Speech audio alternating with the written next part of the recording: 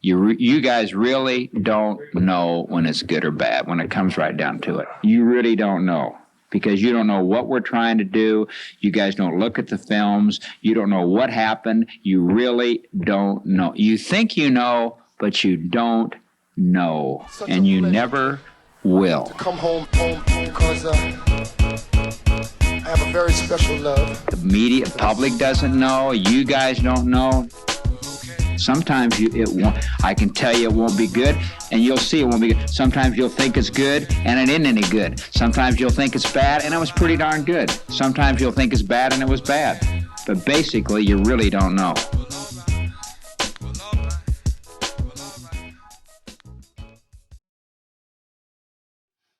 Welcome back to the Beta Boys Weekly Podcast, Packers Corner. We're back after a win and against the Chicago Bears, no less, and we are now the winningest team in NFL history. That's a good positive note to start off the episode. I think Aaron Rodgers actually had an interesting comment in his post-game remarks talking about the legacy of beating the Bears the number of times he has and getting the Packers to be the winningest franchise in NFL history. I think that actually does mean something. How do you feel about the significance of that, Dad? Well, it's okay. It's fine, I guess.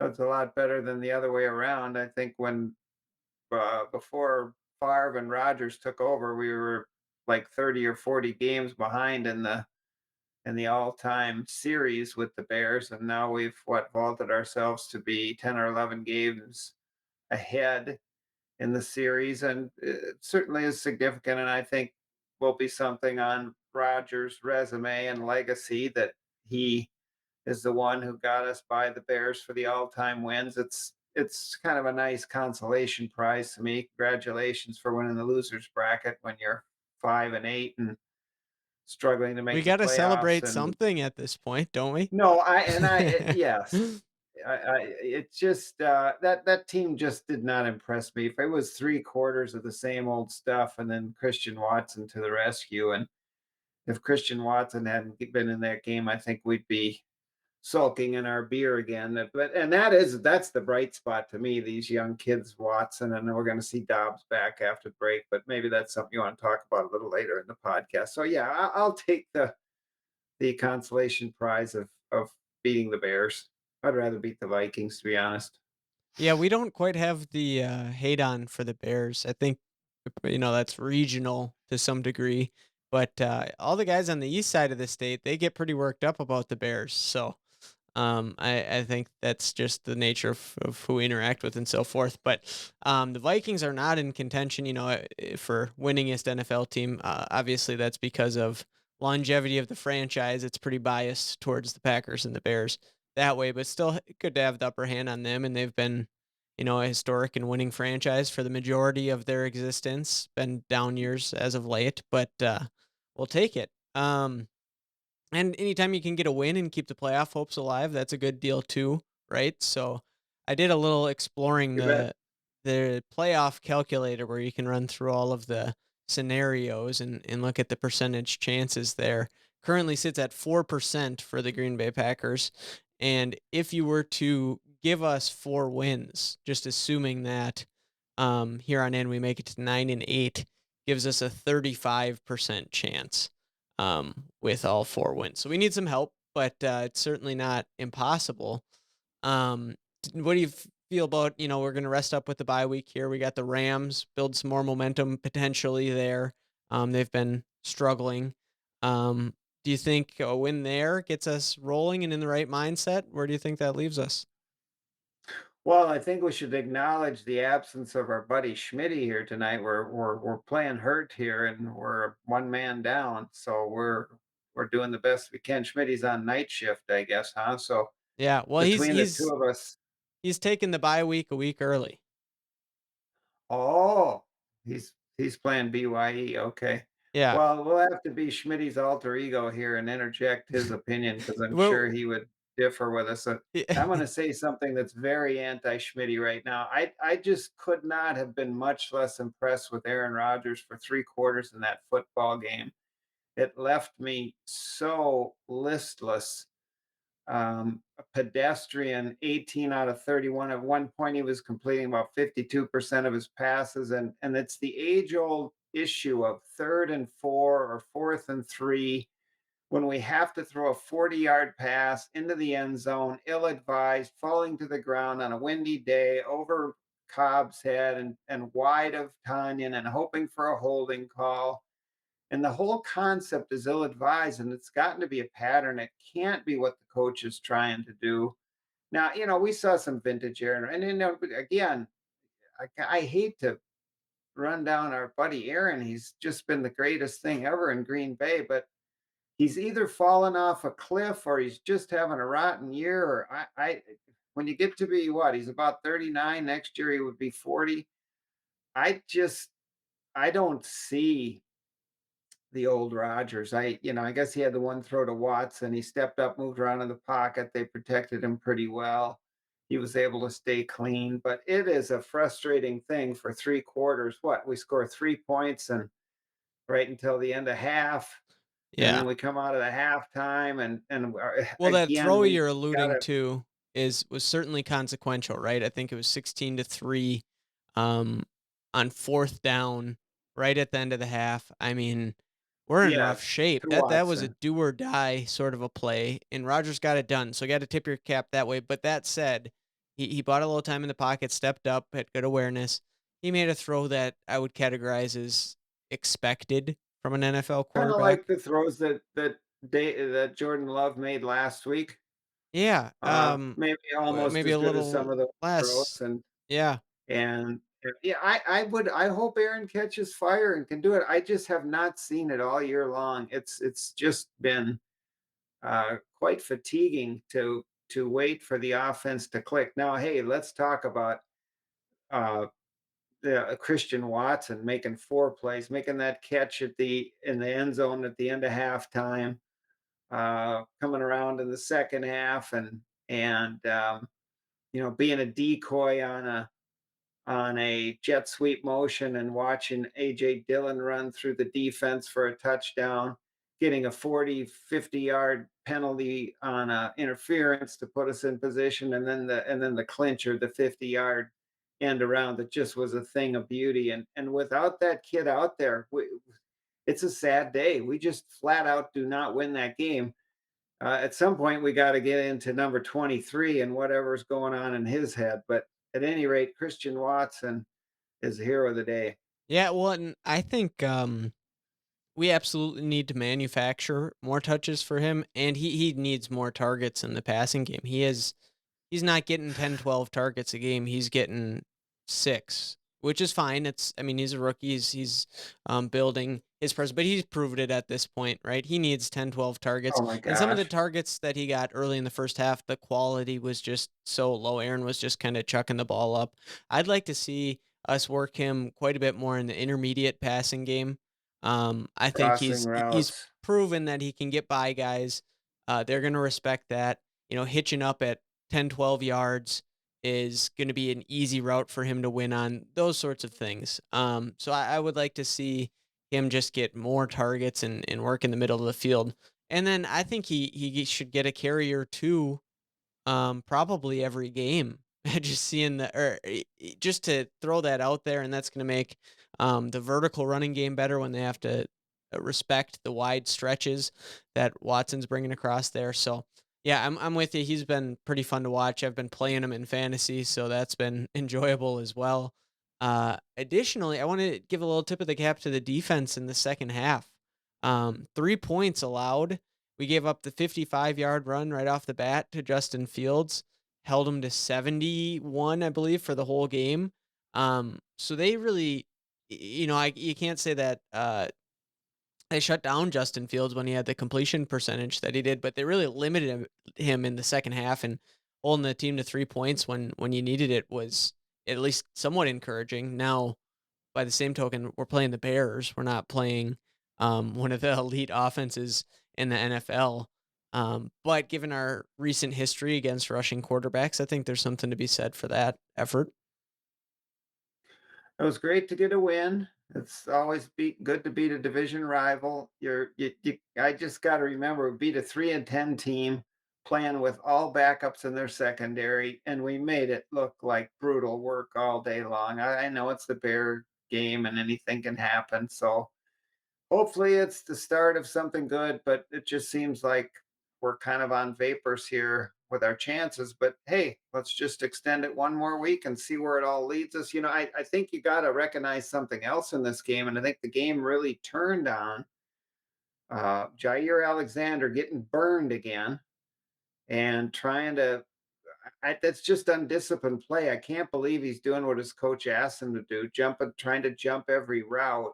Now he got one at the end. Congratulations, we're happy for you. But what the game turned on was this kid named Harry who caught a ball over. I think he's caught 4 balls all year, and he burned our guy Jair deep, and then they stalled out the drive. And what did we do? Special teams came up with a play. We blocked the field goal, and from that point forward, we took over the game. So you got to give Rich Biasica. Is that how you say his name? I It's believe so. some. Yeah. You got to give him a lot of credit. His special teams have been a bright spot. Isn't it ironic? The special teams terrible last year, and we're trying to make the Super Bowl. And this year, our special teams are great, and we can't punch our way out of a wet paper basket. But at any rate, game turned on that special teams play. Yeah. Um, the other thing, we delved into the Aaron Rodgers topic a little bit. Um, you said you didn't want to come down too hard on him. He's playing hurt, right? He's got the Yes. bad rib, he's got the bad thumb. He was talking as though, coming out of the bye week, he's optimistic that might not be much of an issue anymore. Um, but I'm just skeptical, and we don't have our resident Aaron Rodgers apologist here to combat us here. There's our alter ego. Yeah, but I am just very skeptical that he has anything resembling top 10 quarterback play in him anymore. You look at the season long stats, he's ranking 26th in QBR, just below Matt Ryan, who was almost kind of laughed out of the building at Indianapolis this week. He was so feeble. And who they played Sam Ellinger over. And I gave the comparison earlier in the year, I guess, about the Colts sitting down Matt Ryan at one point in time and saw some parallels there. Well, Aaron Rodgers hasn't even outperformed that guy. Do you see, coming out of a bye week, resting up, those sorts of things, maybe get a little bit healthier, maybe get a couple weapons back, Romeo Dobbs, potentially, and do you see Aaron Rodgers elevating his game down the stretch, or if we kind of seen what he is for this year and maybe for forevermore going forward? Well, number one, I feel like I should be Schmitty here. Griffey, Aaron Rodgers can play as long as he wants. He's earned it. He's done everything for the organization, and he can play as long as that contract says he could play. And I couldn't disagree less. So, but we got Schmitty's point of view in, and he can elaborate on that next time when we're all together and put us in our place. But no, I mean, human nature dictates you get to a certain age and it you just don't have the zip anymore. I mean, look, it seems kind of like the year of the aging quarterback falling off the cliff. And you see it with Brady and there's the common denominator there. Brady and Rodgers were not all in on this season. Brady had his issues, and he might wish now they hadn't played and saved his marriage. I don't know, but things aren't going very well for him. Rogers wasn't all in enough to show up in mini camp, and it is emblematic and symbolic of a kind of a bit of a lack of commitment. Are you really ch- are you chomping at the bit to get it done, right? Yeah. Or are you just kind of resting on your laurels? I won the, we heard that quote this year that after all, I am the reigning two-time MVP. Well, that doesn't mean a damn thing. I'm sorry to tell you, it's not what you did the last 2 years. It's what you're doing now, and So I'm agreeing. I just don't know if he can reclaim that. I want him to end up on a good note and have a nice send off, but I am highly dubious that he can lead us to a championship at this increasing age that he's experiencing here now. Yeah, I'm skeptical of a championship, but can he be a top half quarterback? I mean, there haven't been many games this year for us where he has been the better quarterback on the field, unfortunately. And you go into a game like this against Chicago, and despite our woefulness against rushing quarterbacks, you expect Aaron Rodgers to be better than Justin Fields. And Justin Fields made the two costly turnovers, but for the vast majority of the game, Aaron simply was not better than Justin Fields. I totally agree, and the difference in the game was the Packers special teams play, which and Christian Watson, who opened up the game. And if Christian Watson had been on the other team, the outcome would have been for the Bears. It's just that simple. I do believe Fields outplayed Rodgers. He was like 20 for 24 at one point. He was, and they maybe should have run him more in the second half. The reason he didn't get many yards in the second half is he didn't have any attempts, but of course he was passing the ball all over the field and we were scoring points. And at the end, he had to kind of force the ball there because they got behind. And but yeah, that would be a real interesting study to go back to the point in the season where we were 3-1 and try to name I mean, we played against a third stringer for the Patriots who we barely beat. He got outplayed by He Tyler certainly got Heineke. he got outplayed by Bailey Zappi was the Ta- quarterback from New England. Yep. Certainly outplayed And Rodgers that game. Heineke for Washington, and the kid from New York outplayed him. Yep. And Maybe the right Jets on. game. It's hard for Zach Wilson to outplay anyone. He was healthy, I think, for that game. So maybe Rodgers had one over Zach Wilson, but that's not saying much. I don't know. It hasn't been pretty. We lost what 7 out of 8 games. Now we won one. So no, it's a very if this is the case, if this is what Rogers is going to be, it's time to move on.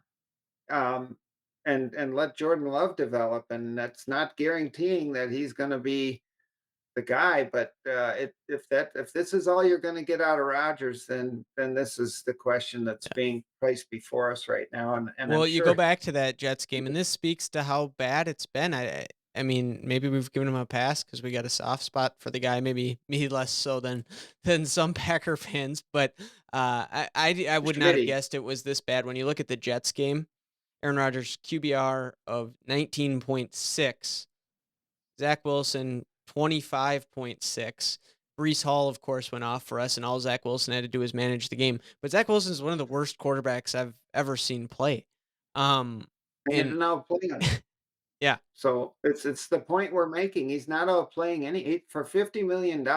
You would have to say that he is the most paid player in the NFL this year. well, yeah, we had that I question. That just the think other that's a contender pretty is Kenny safe statement. Galladay for the Giants, wide receiver, who hasn't really even played. I don't know if he's good enough to start.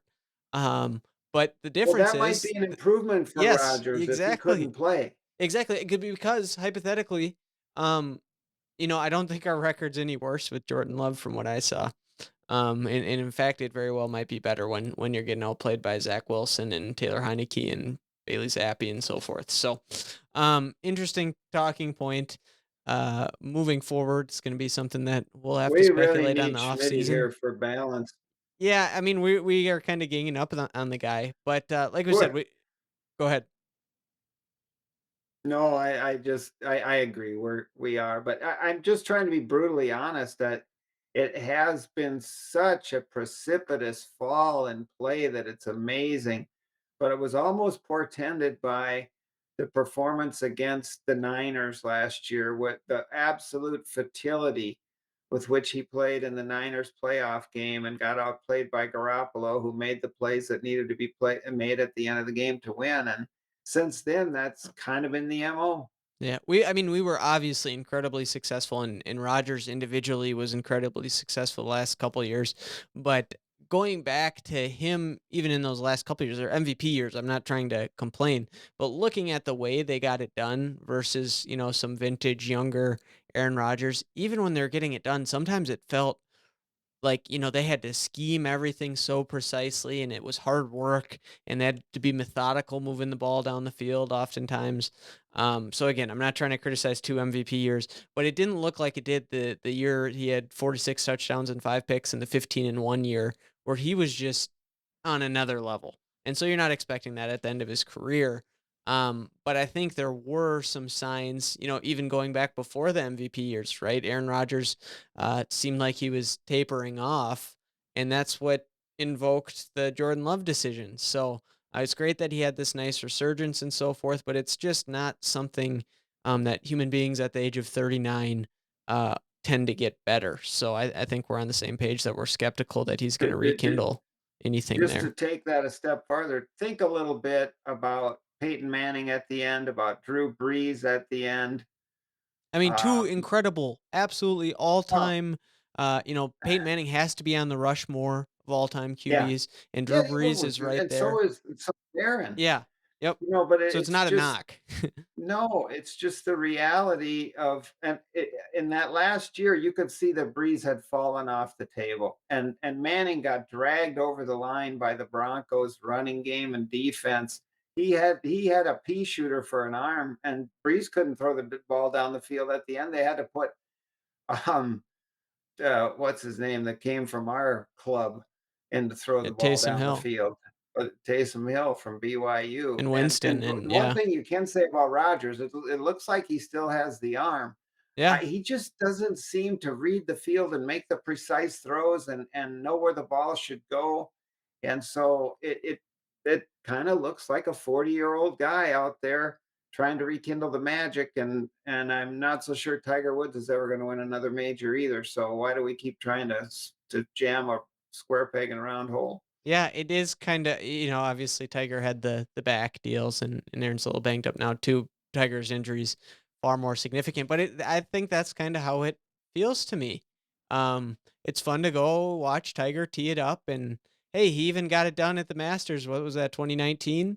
Um, When he was 43, yeah, but, didn't n quite that's he kinda was how, you know, Aaron feels to me at this point. yeah, and I suppose it's possible he could come back next year and have a resurgent year if he really dedicated himself and put his mind to it. And I guess that's what the offseason is going to tell us if he and the Packers want to do that. But if I had to bet on it, I would bet to, okay, here, let's just do a little blue sky here. So here the 49ers sit with Jimmy Garoppolo hurt again and Trey Lance coming off a broken leg. You got the 49ers, you got Tampa Bay, and you got where else? The Las Vegas Raiders with Devontae Adams. Could we parlay a deal to get Aaron to one of those three places? And probably the first choice of his would be San Francisco, a team that's all ready to win, got the defense, got the running game, same scheme that he's used to running.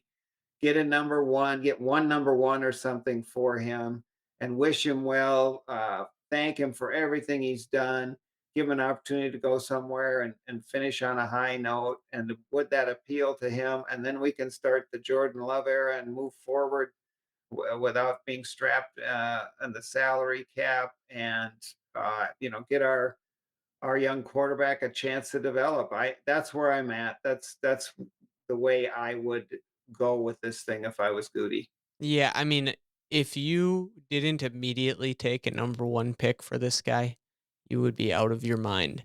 I'm highly skeptical that we could get a number. I'm highly skeptical we could get a 2 or a 3. I don't think it's happening. I don't think anyone's gonna want him after this. I think most people that aren't Packer fans, and aren't in Green Bay, Wisconsin, uh, would agree with the sentiment we've been putting that he's, on his last legs, and I would be shocked if someone Well, made an offer like that. I'll take anything for him, a two or three, whatever. But you don't underestimate the look. Peyton Manning went to Denver, and he wasn't. the same Peyton Well, Manning, what and did they the were Colts have to happy do to with have him. I what don't did the remember. Colts have to do? Did they get a trade for Peyton Manning? No, they had to release him because he had neck surgery, and he was younger Okay. than Aaron is Well, now. So yeah, I think it is a reasonable parallel. I don't know if we'll be able to cut him because of the contract, and we'll have to hash that all out someday.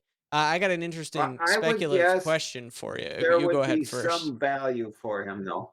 Well, I would guess there would be some kind of value. All you need to do is get a couple teams bidding, and you're going to get some kind of a. But the point is, it doesn't really matter if you Yeah. if you don't get anything for him. Move on. So it's a little bit of a moot point, and I This is guess the my offseason will tell us. question for you. Um, better chance of happening. Tiger Woods winning another PGA Tour event, or Aaron Rodgers winning a playoff game.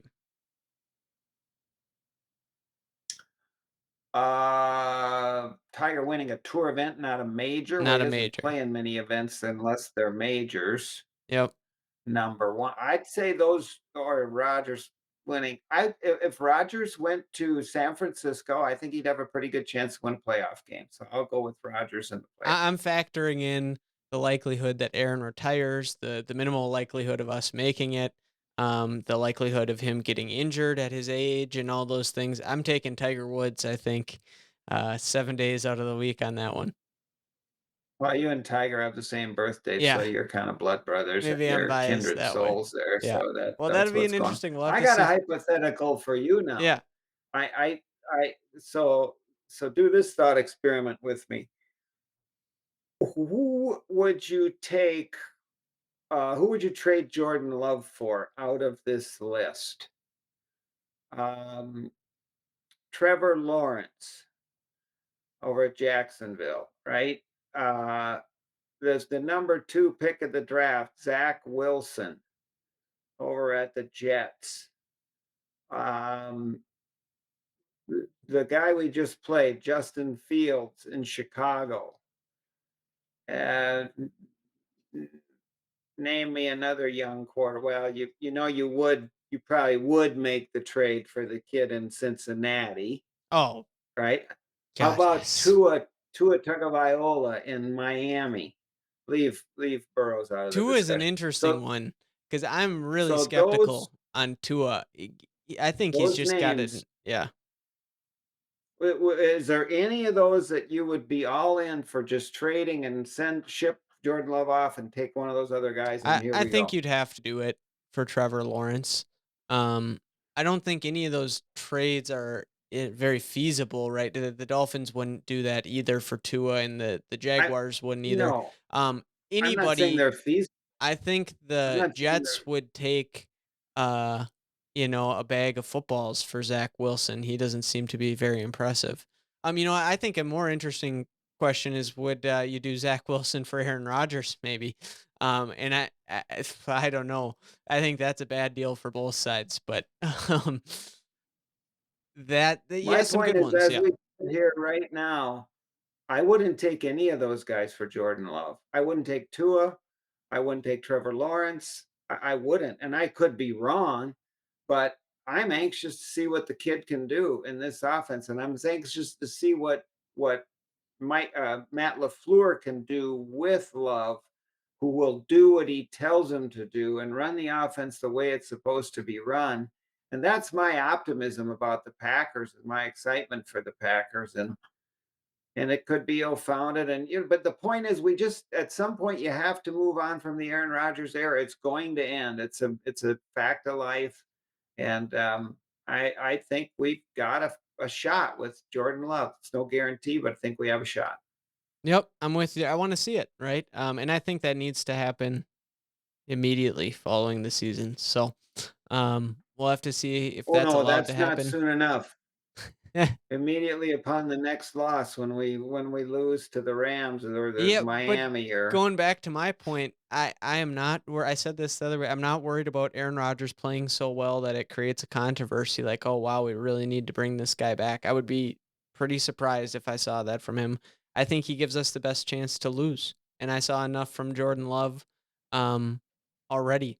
So I insist that Aaron have his last hurrah and finish out his days here and ride off into the sunset. But for some reason, I'm suspicious that there's going to be more drama than that. So we'll have to see how it all plays out. Um, Right.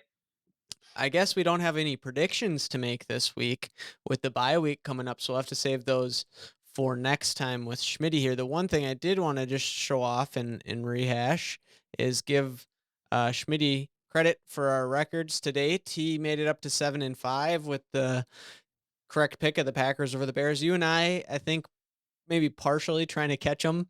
Had to elect for the Bears this week, but we weren't too far from seeing that happen. So it's not looking good for us in the season long ratings. Schmidt's got the Vegas edge there apparently, so we got to give a tip of the cap to him that way. Any closing thoughts for us though here, Dad?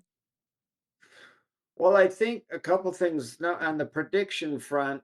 I predict based on Rodgers having to pull us over the line, and I might have to change my thinking. We actually were able to win a game without Rodgers having to do anything heroic. We got some special teams play. We do have a catalyst back there with Keyshawn Nixon. We got Christian Watson, who flat out is a difference maker.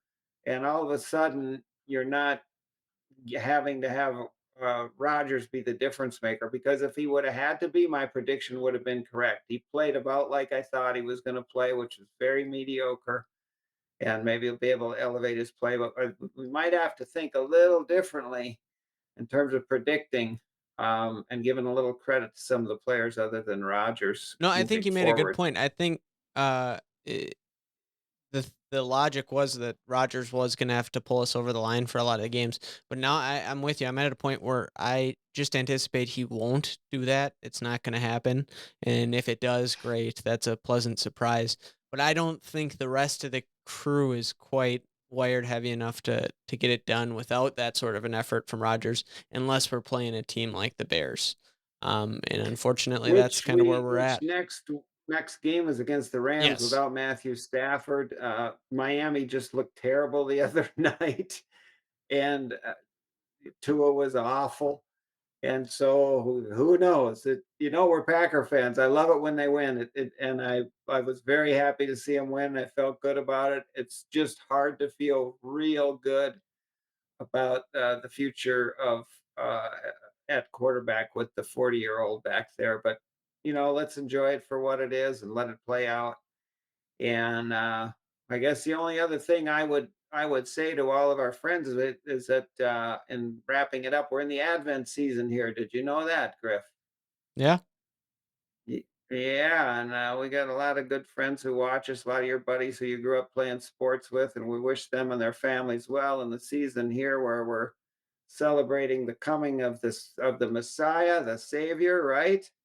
We get a chance to look inward. Was it Socrates that said that the unreflected upon life isn't worth living? So we can kind of reflect on some of those gifts and thanksgivings that we have of being able to have a life in a great country like what we live in, and enjoy the game of football, enjoy our families. The word Advent actually means in the New Testament means looking for the second coming. And so just something that since we got a bye week, everybody has a little chance to reflect, right? Yep. We get Schmitty back in here and we can do that. But there's actually a couple hundred prophecies about Jesus' birth. There's twice as many about his second coming. So very briefly here, I'll let all of our, because we got kids that you played ball with and that I coached, and we got coworkers, and we got family members that we're wishing well here in the Christmas season. And there's a few things that are portended to happen before the Lord comes back. And it's kind of interesting that we're living in these times when Israel's reconstituted as a nation. For 2,000 years, it wasn't. That before Jesus comes back, that the Jewish people will inhabit the town of Jerusalem, which didn't happen until 1967, almost 2,000 years after the temple was knocked down. That there would be an exponential increase in the birth pains, as Jesus said, which was wars, rumors of wars, natural disasters, changes in the climate. Interesting that these things are portended to be in this season when we look maybe for our spiritual strength as a guide in this winter time. So everybody can reflect on that, enjoy the coming Christmas season. We wish you all well. We wish your families to gather together and have a good time. And we'll all, are we going to go next week, or are we going to have an I, hiatus I think and we'll be take a together right bye before as well. Christmas? We can sit back I think and we should. reflect upon the Advent, as you say, and maybe we'll watch a couple of our rivals here take a step backwards in our chase for the playoffs down the stretch here. Um, so I appreciate the sentiment there, and we'll do it again in a couple weeks here. All right. And now you know what I mean when I say keep the faith, not only for the Packers, but for everything else. And everybody have a good Advent season. We'll see you in a couple weeks. Thanks, Ed. Take care. You bet. Good night. Bee and his father shoveled horse shit all the days. When the lad was very young, they found a diamond in the dung, and they sent him off to college just to play.